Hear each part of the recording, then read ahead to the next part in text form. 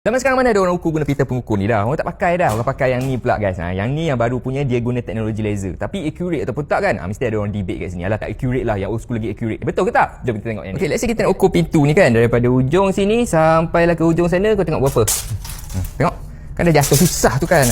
Jom ukur balik. Okay, daripada ujung sini sampai ke ujung sana 74 kan. Jom kita tengok accurate ke tak. So benda ni kau tekan je lama-lama button kat bahagian atas ni. Lepas tu dia akan keluar dia punya display. Kau letak je dekat sini. Nanti kau tekan je button ni. Bila tekan button dia akan keluar dia punya laser. Nampak tu dia punya laser. So kita just tekan je dekat sini. Tengok berapa. 74 guys. Accurate ke tak accurate. So let's say kita ambil bacaan daripada sini sampailah ke hujung sana tu kan, kat atas tu kan. So kita tekan je sekali. Nampak dia ada laser tu. So kita halakan kat atas sana. Kita tekan. Dia akan ambil dia punya bacaan tu. And dia akan naik dekat sini. Nampak?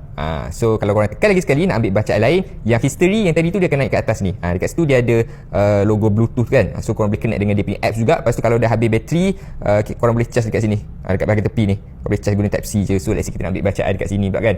Okay. Tekan. Dia akan ambil bacaan tu and dia akan keluar kat situ. So